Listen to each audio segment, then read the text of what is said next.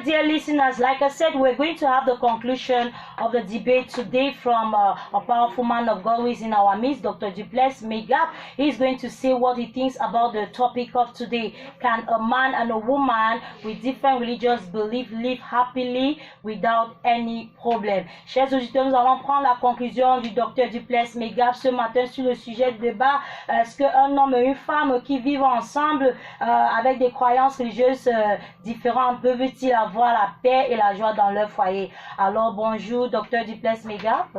Bonjour, merci. Qu'en pensez-vous du sujet du débat de ce jour? Je dirais de prime abord que le sujet il est très sensible. Oui. Il est très sensible et il y a beaucoup de choses à clarifier. Oui.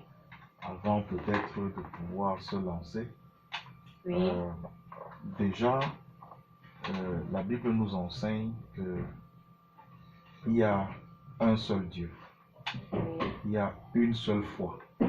comme il y a un seul baptême. Donc, ça veut dire que si les hommes sont invités à croire, Oui. il y aura une seule manière de croire. Maintenant, la question qui est posée aujourd'hui a en elle également une semence qu'il faut qu'on mette d'abord de côté. C'est la question des religions. Donc, en fait, aujourd'hui, on a beaucoup de religions. Et le fait qu'on ait beaucoup de religions dans le monde, on a l'impression qu'il y a beaucoup de manières de croire. Donc, quelqu'un va dire il y a la manière de telle religion, la manière de telle religion, la manière de telle religion, la manière de telle religion. En fait, la Bible, elle dit il y a une seule foi. Il y a une seule manière de croire en Dieu. Et la manière de croire en Dieu est définie par les Saintes Écritures, la parole de Dieu. Donc, il faut déjà qu'on s'accorde sur ce point-là. Maintenant, quand on sait déjà donc qu'il y a une seule manière de croire et que cette manière de croire est définie par les Saintes Écritures, le thème de ce matin stipule qu'il y a une personne qui connaît cette manière de croire et une autre qui ne connaît pas cette manière de croire. Oui.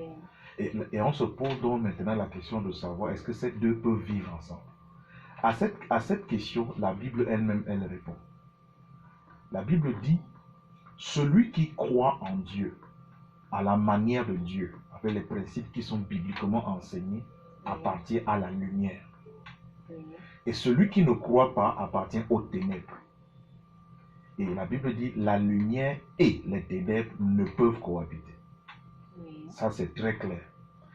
Parce que, déjà, la dernière fois, on a eu un thème qu'on a partagé sur ce plateau, concernant toujours le mariage. Et j'avais noté cette fois-là, je vais encore le réitérer ici, c'est que on a toujours tendance à oublier que le mariage est spirituel, c'est surnaturel. Le mariage vient de Dieu. Le mariage, ce n'est pas un homme qui institue le mariage. Le mariage vient de Dieu. Et tout ce qui vient de Dieu, Proverbe 16, verset 4 dit, c'est pour un but. Donc tout ce qui vient de Dieu permet à Dieu d'atteindre un objectif qu'il s'est fixé lui.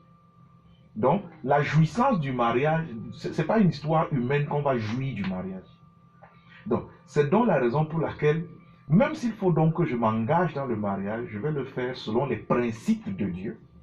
Parce que même dans ce mariage, quand des enfants viendront demain, il dit instruis et éduque l'enfant selon la voie du Seigneur.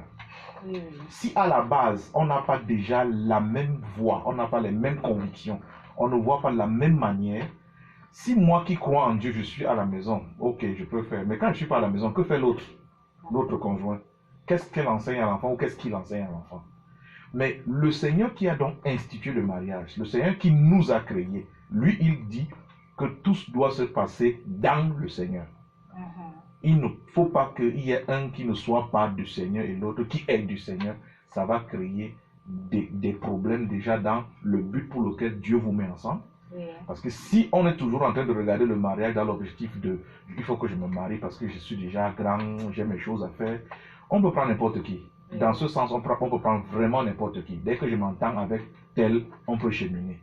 Mais s'il faut regarder le mariage selon les yeux de Dieu, selon le programme de Dieu, et nous-mêmes nous considérer comme étant le programme de Dieu, nous ne pouvons pas prendre n'importe qui. Nous devons prendre quelqu'un qui a la même conviction biblique que ce que le Seigneur nous a enseigné. Wow. Merci. Merci beaucoup, Dr. Duplessis Megap.